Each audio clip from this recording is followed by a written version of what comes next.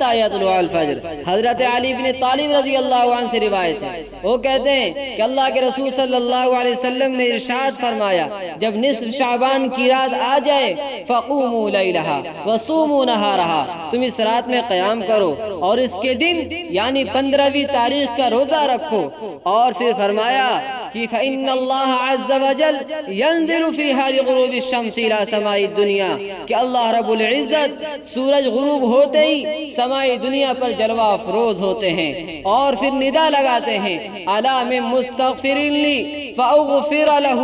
ہے کوئی مغفرت کا طلبگار مجھ سے مغفرت طلب کرنے والا جس کی مغفرت کر دوں، الا مسترزق فارزقہ، ہے کوئی روزی کا چاہنے والا روزی کا طلبگار روزی مانگنے والا میں اس کو رزق عطا کروں۔ پھر فرمایا کہ الا مبتلا فاعافیہ،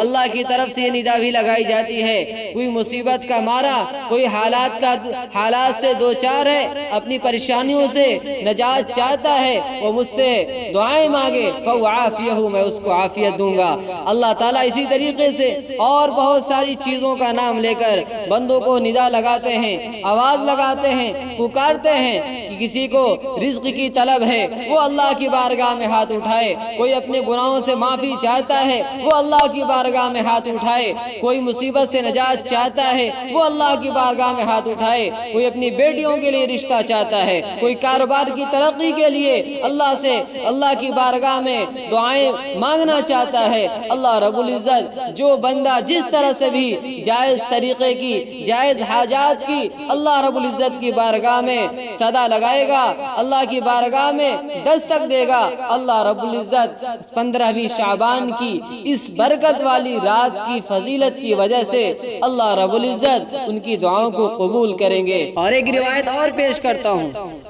جس کے راوی حضرت معاذ بن جبل رضی اللہ عنہ، وہ فرماتے ہیں کہ قال رسول اللہ صلی اللہ علیہ وسلم، کہ اللہ کے رسول صلی اللہ علیہ وسلم نے ارشاد فرمایا من احیا اللیالی الخمس وجبت لہ الجنہ، جس شخص نے ذکر و اذکار کے ذریعے عبادات کے ذریعے تلاوتوں کے ذریعے ان 5 راتوں میں جاگنے کا اہتمام کیا اپنے آپ کو بیدار رکھا وجبت لہ الجنہ، اس شخص کے اوپر جنت واجب ہو گئی۔ کون سی راتیں ہیں؟ لیلۃ الترویہ، ترویہ کی رات یعنی 8 ذی الحجہ کی رات، لیلۃ عرفہ، عرفہ کی رات، لیلۃ النحر، بقرعید کی رات، ولیلۃ الفطر، عید الفطر کی رات، ولیلۃ النصف من شعبان، اور 15ویں شعبان کی رات۔